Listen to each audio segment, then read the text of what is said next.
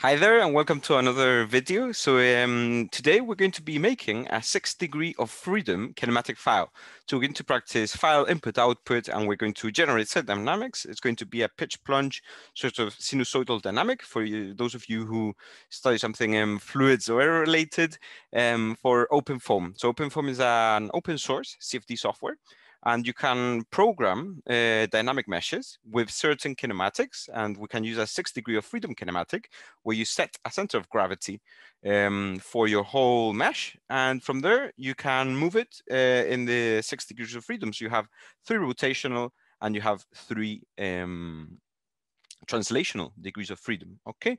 And you can program whatever dynamics you want. So you could have accelerations, you could have rotational velocities, you could have whatever you really want, okay? So this is just a simple template, and the dynamics we're going to be doing today is just a pitch plunge. So our aerofoil is going to be going up, and at the same time, it's going to be rising and heaving, okay? So let's give it a start. We're going to be doing this in Python like last time, okay? And I've uploaded this Jupyter Notebook, which you can find just over here. So let me just make sure this is the correct one. There we go. Okay, so I've uploaded this to GitHub and you find the link in the description below.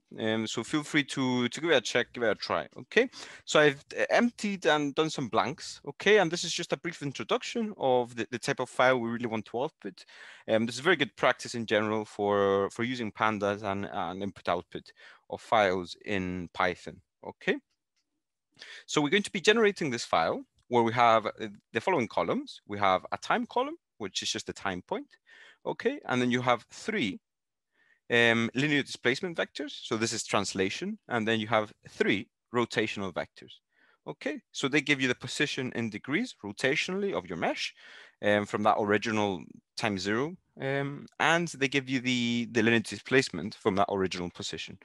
Okay, so each of the time points specifies the reference time, and the following bracket groups contains the motion, first linear, then angular displacement in their own lists. Okay, so our task is going to be very easy. We're first going to generate all of these points for linear displacement and for rotation, and then we're going to merge them and print them line by line into our output file.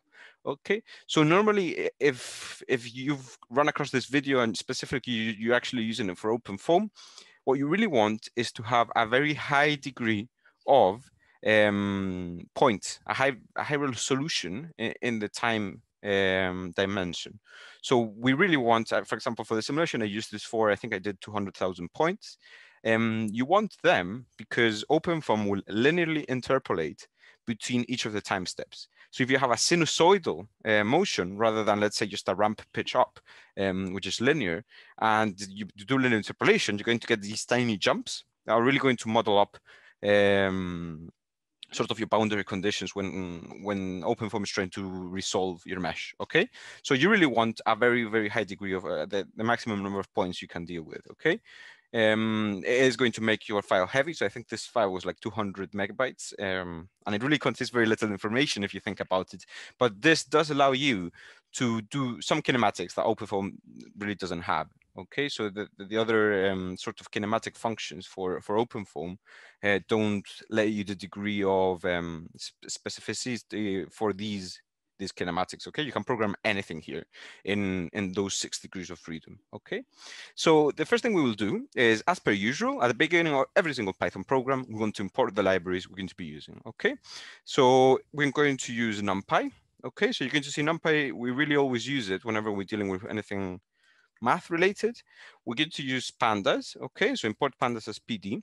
And then we're also going to plot our motions so you can see a bit better what I'm talking about.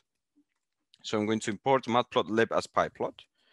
Okay, and then we're going to import OS to be able to get our paths. And then we're going to do ipython.display import clear underscore output. Okay, so this is just sort of a nice little trigger. You're going to see how that works in a second, but basically this is just to clear our window. Okay, so I'll give it a run. We've imported, is my kernel running? Okay, yes, fantastic. So we've imported the libraries. Okay, we've got that up and running. Okay, so we will now add our parameters for these kinematics. Okay, so in this case, we're going to be making a sinusoidal pitch plunge movement. Okay, as you can see, this is the type of movement we're trying to get. So it's sinusoidal, and this is a linear displacement. Okay, and a linear displacement is actually going to be, I think it's in phase or out of phase with the, it's out of phase in this case, but we'll have a look in a second. Okay, we can program it differently this time. So the geometric angle of attack, in this case our pitch angle, will be 15 degrees, and our plunge amplitude will be 0.05 meters. Okay, so let's do that. We're going to be generating 5 periods of motion. Okay, number of periods. So you really want, if you're doing a CFD simulation for some sort of unsteady case, you don't really want to use the first 2 or 3 periods, because the transients are not exactly correct, and you want it to settle. So you really want to see 2 or 3 periods in which you're getting the same kind of results, the same kinds of sort of vertical structures, boundary layer effects, etc. And then you know you're sort of on the right track. Okay. So we're also going to program our geometric angle of attack. So this is just a pitch angle, and we're going to say this is 15 degrees. Okay, so this is the amplitude of our geometric angle of attack, of our pitch. Then we're going to set a plunge amplitude. So plunge amplitude is just, from steady state, what's the maximum value you go up or down. Okay, so plunge is this translation in the y direction, and then pitch is this rotation. Okay. So plunge amplitude is 0.05, okay, meters. And then what we're going to do is I'm going to set a period, okay? So in this case, my period, let's say it's 5 seconds. Okay, just to make that easy. And then we're going to write down a parameter called resolution, okay? And this is really just the number of points I want. And as I was saying before, if your dynamics are non-linear, you really want a ton of points, because OpenFoam is going to linearly interpolate between them. And if not, you're just going to have these weird spikes where your airfoil or where your mesh is just jumping, okay, between them. So this is a time resolution. Okay, and we're going to be saving this file as pitchplunge.dat, okay, or as whatever you wanted to. This really doesn't matter. You could save it as kinematics.dat, whatever. Okay, so output file name is going to be equal to os.getCWD. So what we're doing here is, missing a little letter there. So os.getCWD, os get current working directory. So this is going to get the file where this file is located in. And we can output in the same folder, we can just pop our pitch plunge .dat. Okay, so this is just our output file name. Now we're going to generate our time vector by using the numpy function linspace. So we're going to now generate for our 5 periods just a set of time. Okay, now what we want to do is make this so we can really very quickly just change our parameters here, and that would change our whole file generation. Okay, so we want to do it in reference to the variable names we've set here. Okay, so how are we going to do that? Well, linspace, what it does, it generates a certain number of points between 2 values. So let's give that a try. So we want to generate a certain value of points between time is equal to 0. Our final time is just going to be a period times the number of periods we want to simulate, right? So number of periods. Okay, and then how many points do we want? Well, we want our resolution. Okay, so resolution is just number of points we want. Okay, so we've got that there. Next step, we've generated a time. Okay, and now what we're going to do is we're going to create our X, Y, and Z vectors for a linear and rotational displacement. Okay, so first let's deal with the linear displacement. Now let's think about what we're doing. Okay, I'm going to generate a linear displacement variable. Okay, and it's going to be a PD data frame. Okay, so it's going to be a pandas data frame. As you can see, I really like working with pandas. I think it's very sleek what you can do, and it's very easy to understand. So data is equal to time. So we're generating a data frame with time. okay? And then we're saying that it has a column. So remember, pandas data frames are a bit like matrices. We have a column, or sort of more like an Excel spreadsheet, really. You have a title, sort of a label for your column, and a label. You can even put labels for your rows, which are usually just index numbers, okay? So our column name is going to be time, okay? So we've got it there. So basically what we're doing is we're popping our time, which we generated here, and which is a numpy array, and we're making it into one of the columns of our data frame. Okay, so let's actually have a look at what time is here. So if we give this a run, oh yeah, of course, let's just do run.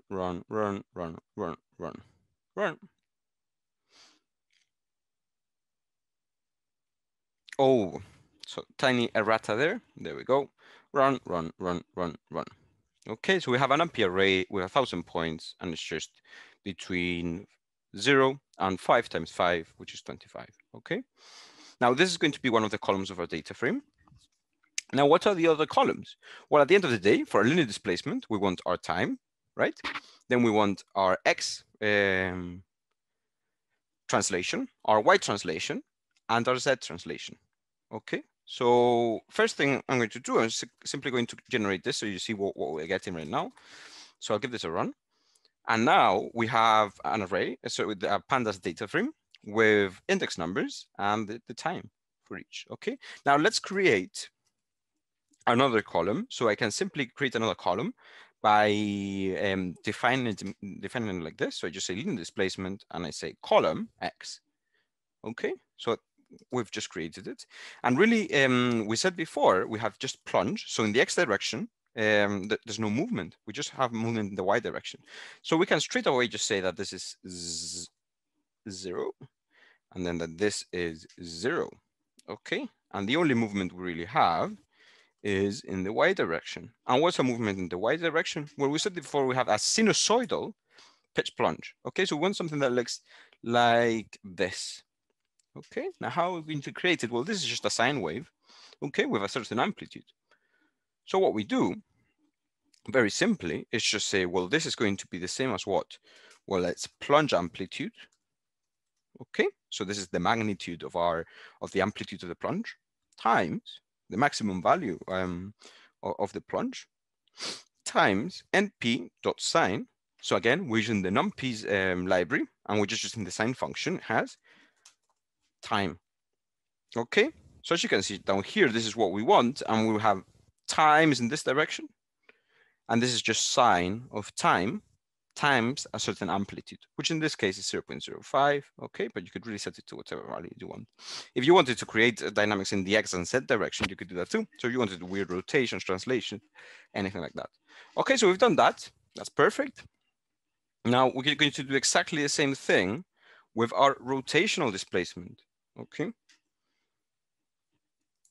So you really don't necessarily need to create this time column. I've just done it so it looks nicer. So I'm going to print them out now so you can see it. But now we're going to generate rotational displacement. Rotational displacement, okay. And then we're going to do the same thing as we did here. Now, it's very important, try not to copy paste. Copy paste is the root of all bugs. So rotational displacement, and then just over here we have rotational displacement, and then over here we have rotational displacement. Okay, so we've got that there. In this case, we have pitch. Okay, so pitch is about what axis? Well, if we think about it, this is our airfoil. If we say define this as the Y direction, if we define this as the X direction, then this that goes towards into the screen in a sense, that's a Z direction. And we're rotating about what axis? Well, our Z axis. Okay, this is pitch. Okay. So this is just 0. So this is X, Y, Z. Okay, so tiny mistake we spotted there. X, Y, Z. Okay, so we only have rotation about the Z axis. And what is this rotation? Okay, well, this is minus alpha geo amp times np.sine time. So it's the same thing as before. We just have our amplitude, our geometric angle of attack amplitude, times np sine time. Now I've had a minus here because I think for the kinematics, I wanted them to be out of phase, but you could really have it however you wanted to. Okay, you could add a plus there. You could have a cosine if you wanted to, or different kinematics. Okay, you could have some very weird x squared terms or a polynomial or whatever you really wanted. Okay, now XYZ in aeronautics, we usually can also call this phi, psi, and theta. Okay. So these are usually the variable names or we use to define the 3 degrees of rotation in aeronautics. Okay, so if you've ever done CFD or something like that, or if you've done an aircraft dynamics course, you'll see that we always use phi, psi, and theta. Okay, to define our rotational degrees of freedom. So we've popped that. So we really have our motions now. Now let's just have a look at what they look like. Okay.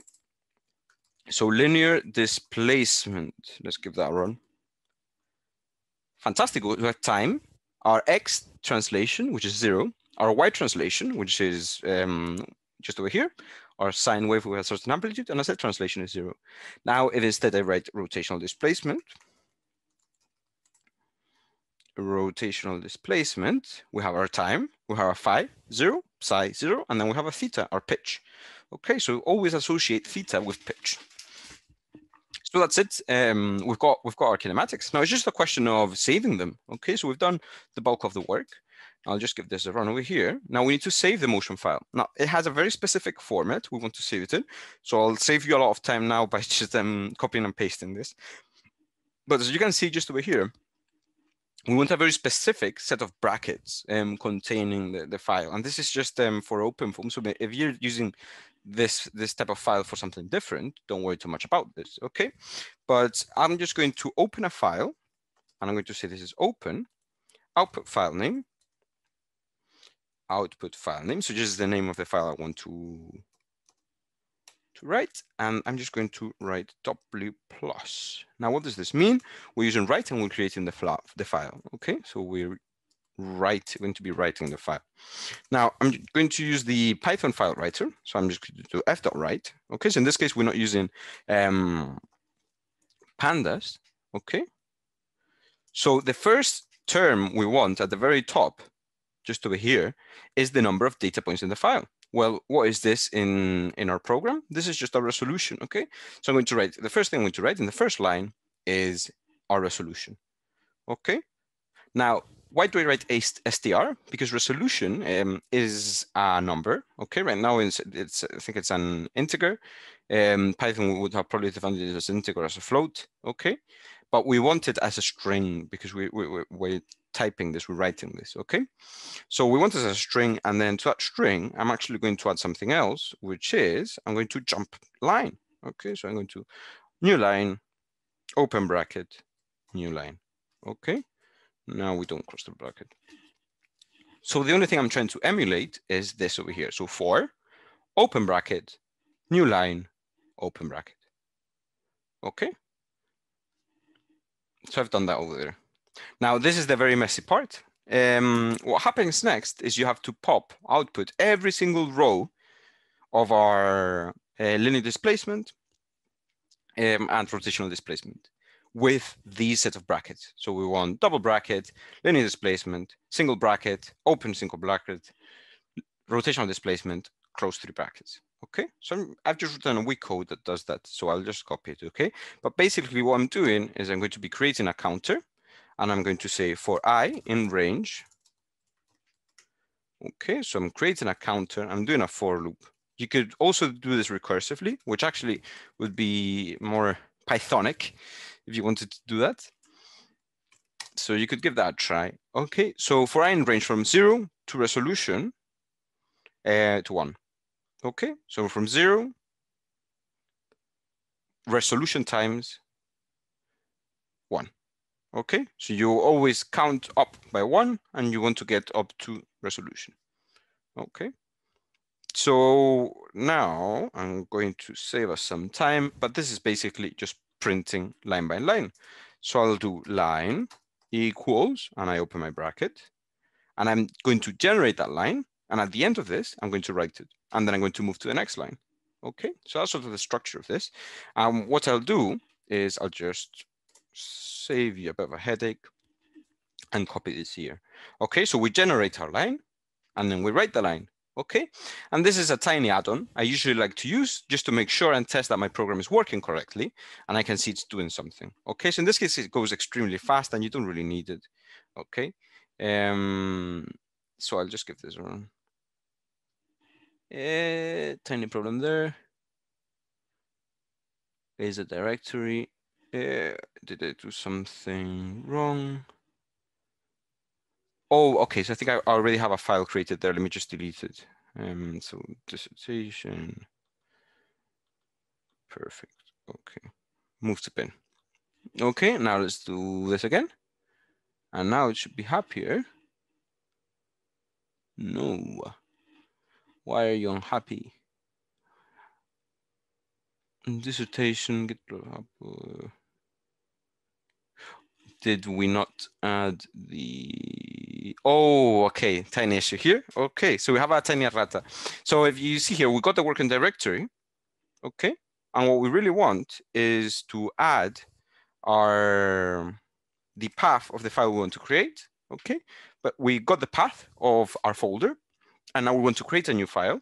So I need to add to this path, this new file I'm creating.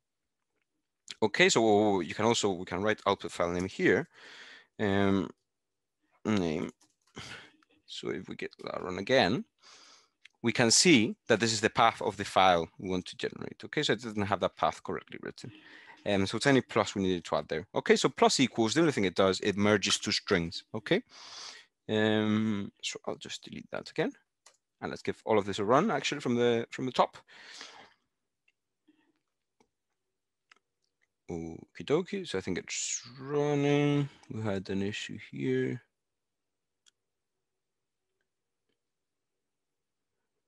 Output file name is not defined. Oh, okay, sorry. There we go.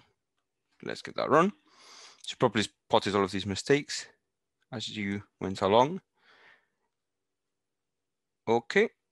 Now completing save, and it tells you what it's doing, and it's finished. Okay. Okay. So now it's done. Okay. Let's actually see what it outputted. So I'm going to open that file. I'm not too sure what this rounded wrong. Completing save resolution times 100 over 2. Oh, yes, I over resolution. Okay, I think this should be resolution, by the way. Completing save. Well, you don't really have to worry too much about this. I'm not too sure why it's not working so well. I over resolution to 100 to. So turning back there, this isn't really important. Actually, I think maybe it's just because it's doing it so fast. It just goes through it once. And I should add a +1 somewhere here. Oof. Okay, I didn't want to do that. Yeah, not to worry too much about this. Let's just open the file and see how that went. So new share. So I'll pop that file open. Okay. So pitchbranch.dat, and I want to open with text editor. Okay, so text edit. Here we go. Yes, that's perfect. Okay, so I'm going to quickly share the file we just created, and this is our pitchbranch file. Okay, so perfect format. We have 1,000 at the very top, which is the number of data points, and then we have all our points all the way down. As you can see, XZ is 0. Okay, so that's it done. Okay, and now let me just share with you. So I think this is desktop 2, if I can find it. This one here. Yeah, there we go. Okay, now I created a weak code here just to plot the motion and see what's happening. As you can see, our motion it's perfect over here. It's just what we wanted. Okay, so we have our pitch plunge and just over here with our angular displacement. Okay, and you could really change this and do something different. So for example, let's say you didn't want to do this. You wanted to do maybe, let's say you want to do a cosine, okay, for time. And then here you wanted to do a sine time, but you wanted a phase shift of, so I'm going to do time over period times pi, okay? So I'm shifting it, okay? Now let's give this a run again, see what happens. Okay, and now it's different, okay? So as you can see here, we have a cosine for a t over t, and then we've also shifted our and increased the angular displacement, okay? So you see how you can very easily change this if you want to, okay? So I hope you liked the video today. We'll hopefully be seeing you soon, and I'll be showing you how to make contour plots and post-processing using Matplotlib. So that should be fun. I hope you have a lovely day. Okay, take care.